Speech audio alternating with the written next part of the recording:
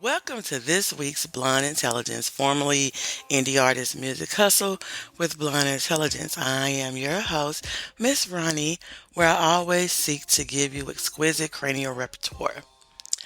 This week, I have been listening to um, different people takes on UMG being granted the dismissal. So people were talking about Drake not taking the L and all of this, but I was just sitting there thinking and listening to some. I think it was Rapaholics. I listened to Jay Nolan, a couple other people. And what I got out of this is I don't have the statements in front of me, but UMG basically came out and made a statement saying, let's back up. People were going over the court notes. I think it was 38 pages of what, I can't remember what it's called, but when the judge gives their decision and the reason why. And I think the judge was very correct, and you have to take everything into context. And I think it was Hot 97, or I can't remember which one it was that I was listening to, but they made a good point. He did a defamation suit saying that they promoted, that UMG and others promoted um, defamatory things about him that were in Not Like Us, I would say. And I was listening to, I want to say it was Power 97 or Hot 97. I don't want to put it on somebody that wasn't, but made the comment that made a lot of sense to me, that the lyric says, say Drake, I hear you like 'em young. He didn't say, hey Drake, it's for a fact, or hey Drake, you like 'em young. He said, hey Drake, I hear you like 'em young, which makes it hearsay. And I think the certified lover boy certified, that was the part where if you do that, then that's what you are. And you better not ever have to go to jail for it, because if you do, this is what's going to happen. But that's what I heard. That's what they say. So basically, you took somebody to court over in a song after you talked about them too, in your own voice and other people's voice in different accents. You done diss the person that many different ways, and he said, hey, this is what I hear. Now, Kendrick is very intelligent, and I'm sure that before he felt like he was gonna drop that and ready for you, that he had already consulted with a lawyer. And then the thing about it is, Drake, up until the announcement of the dismissal, had been on different social media sites, had been on different streaming platforms, and liking posts that people would say in defense of him. And Kendrick never made a post, never said anything, nothing. So you did all this suing and all this talking, and then after the dismissal, UMG came out and made a statement basically saying, because like I said earlier, I don't have it in front of me, but basically saying, now that this is over, we're ready to get back to work. And if Drake produces a hit, then we're going to promote it because he's still under contract. So it's like you're going to have to go to work being the disgruntled employee. And people talking about taking L's. L's don't always have to be losses. It can be lessons. And he needs to learn a lesson from this. And I think of the saying, if you can't stand the heat, get out of the kitchen. And maybe rap is no longer for you since, I don't know, you don't understand the culture, they say. But then I was thinking about the whole cash money, young money thing. And I don't know about everybody else. I think that Drake and Nicki kind of like overshadowed the legacy of cash money. And I want to remind people, cash money taking over for the 99 and the 2000s. And they did. And it was not Nicki or Drake. It was Juvenile. And you have cash money, not an army, it's a navy. You got BG. My favorite song from Cash Money is High Beamin'. So I'm not understanding, and I do know that Lil Wayne branched off and had Young Money. So I think that when people talk about the legacy and what Drake is doing to the legacy and what Nicki is doing to the legacy and what's happening to Lil Wayne, Cash Money is Cash Money. Okay? A lot of great artists on Cash Money. A lot of great songs came out of Cash Money that did not involve Drake or Nicki. So I think that people need not get the two mixed up because Cash Money legacy is fine in my eyes. And that's the South, the Louisiana area. And I used to date a guy from Louisiana, and he used to tell me he was from, I was taught in school to say New Orleans. He was like, "You saying it wrong." And I was like, "How am I supposed to say it?" He said, "It's New Orleans." So I stand corrected. So if you knew from the beginning to say New Orleans and you from down in that area, then your legacy is fine. You don't have anything to prove to anybody.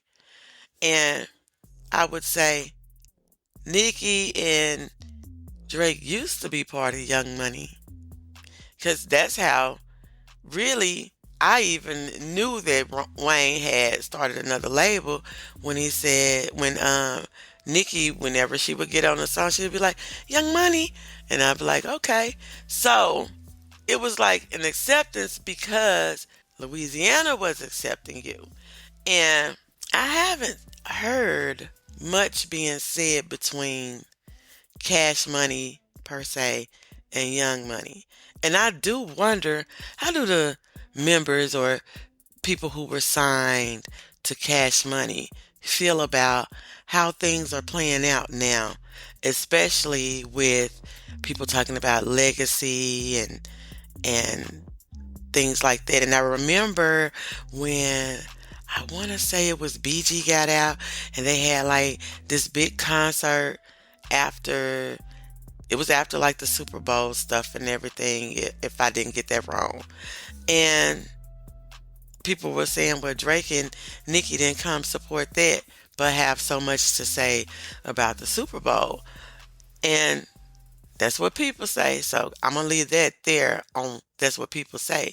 But I just think that, oh, so let me get back to after UMG made their statement. So after UMG made their statement, then Drake made a statement that he was looking forward to the case being reviewed by appeals. So it's things like that that make people get the legacy of Cash Money and Young Money in the mix of the Kool-Aid like that.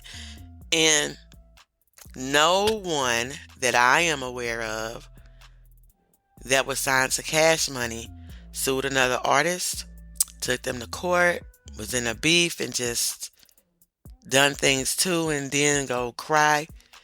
You hit somebody, and now you're running to daddy and saying, he hit me. You hit him first.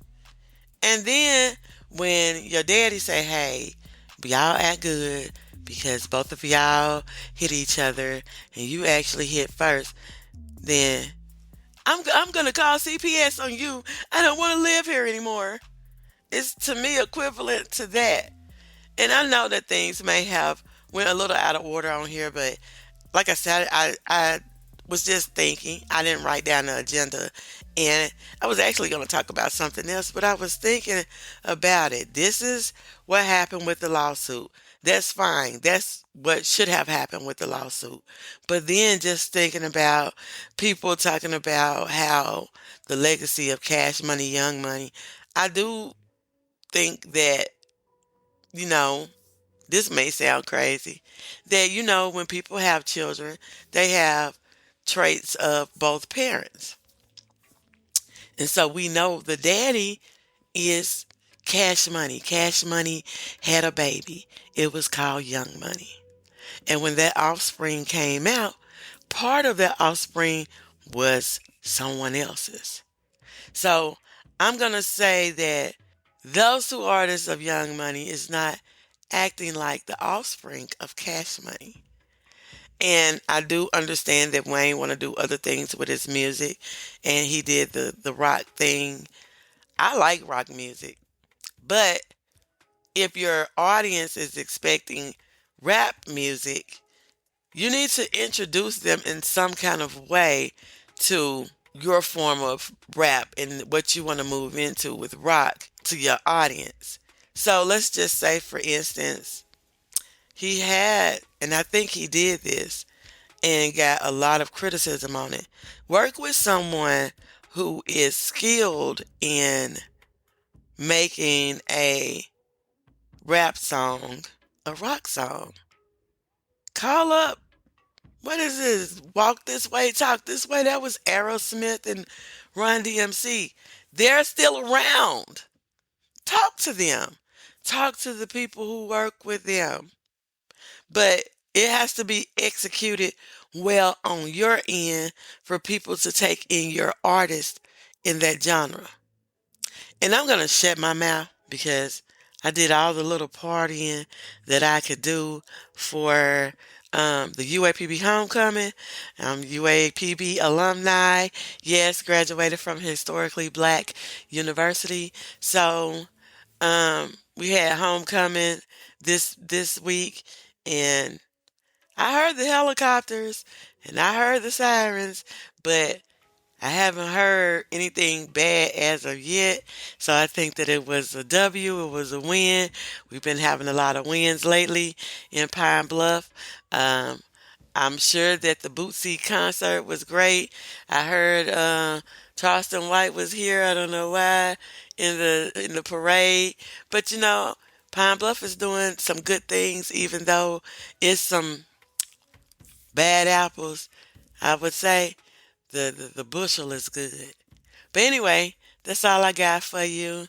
You can find Blonde Intelligence. Even if you look under Indie Artist Music Hustle, some things under there. But there on Spotify, on Apple, on Pandora, on iHeart, on Podchaser, on all those places. You can type me in on Google and I'm there. And you can always catch me. I post some stuff on social media. I don't try to do social media too much anymore because I feel like people put stock in social media, and then if a hater violates you, then they can say, you had hateful speech, you had this, you're not this, blah, blah, blah, and wipe out all of your marketing to promote yourself. So I don't put too much stock in that. No, word of mouth is always good. Um, Somebody is listening. But I don't like the social media thing. That's a whole nother subject because I feel like they need to have accountability too.